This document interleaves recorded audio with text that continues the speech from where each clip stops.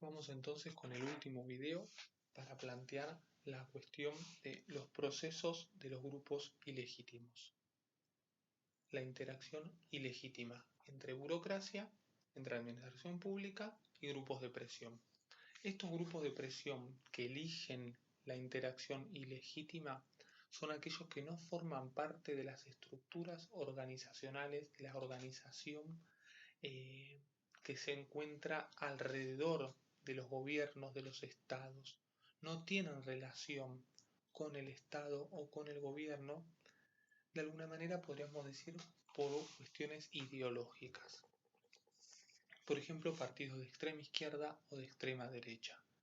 También pueden ser, pone Guy Peter como ejemplo, a diferentes organizaciones sociales que no tienen lazos con el gobierno, tal vez por la falta de institucionalización o, como decíamos antes, por una decisión ideológica.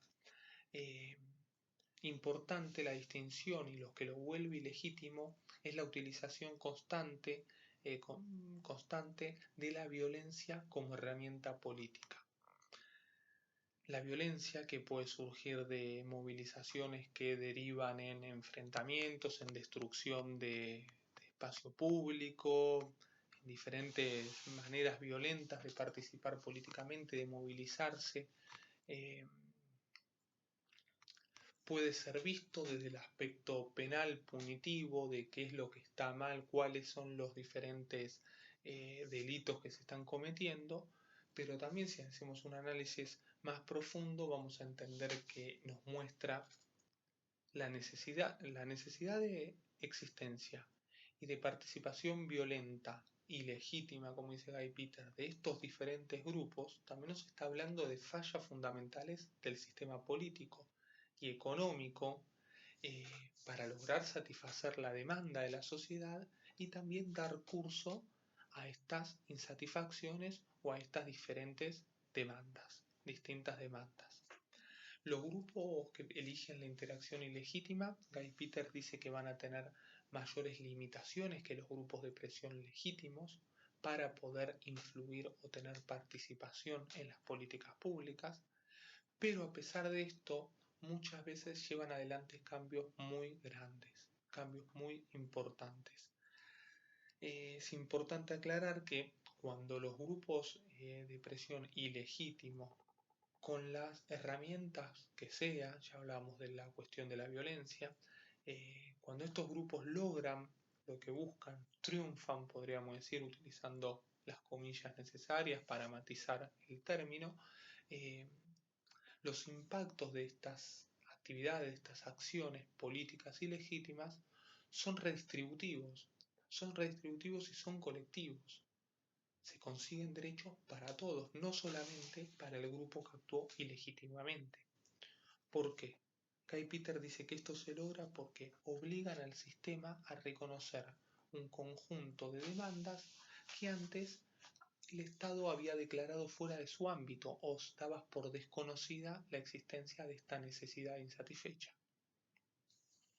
Me parece importante aclarar, el autor pone varios ejemplos históricos de otros países del mundo, pero tenemos el caso muy cercano del conflicto social en Chile hace unos años iniciado por grupos de estudiantes secundarios. Chicas de colegios secundarios iniciaron una revuelta para no pagar el aumento del subte y derivó en una reforma constitucional después de 30 años. Entonces yo creo que es un ejemplo de coyuntura de este momento que es clarísimo del poder que tiene la movilización. Obviamente no podemos decir la violencia en sí misma, no vamos a legitimar la violencia porque el autor Guy Peter lo plantea como una acción ilegítima. Pero si hacemos un análisis objetivo no podemos dejar de darnos cuenta la capacidad de cambio, de poner en agenda, de mostrarle al Estado, a las diferentes agencias de la administración pública, que existen ciertas demandas que no están siendo satisfechas.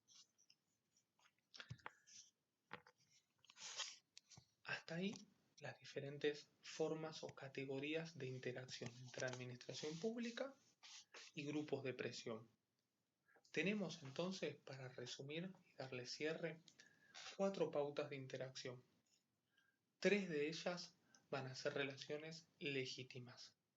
Estas relaciones legítimas pueden utilizarse para darle forma y aplicación a la política pública. Son también una pauta, una marca, un modelo de interacción entre el grupo de presión y el Estado. El Estado encarnado en su burocracia, en su administración pública.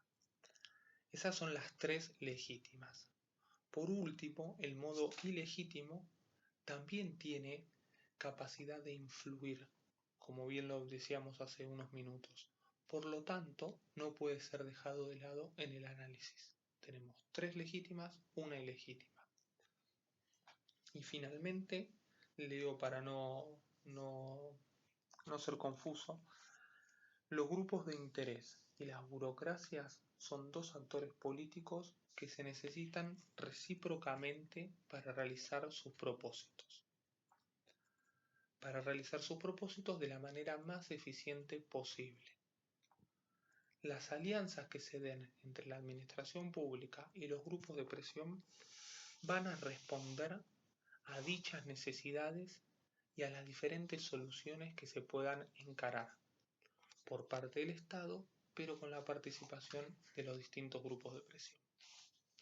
Como siempre, quedamos pendientes de cualquier consulta que tengan. Pueden utilizar el mail, pueden utilizar el sistema de mensajes directos del campus virtual de la UNPAS. Y bueno, nada más. Espero que sea leve, lean el texto y nos vemos la clase siguiente.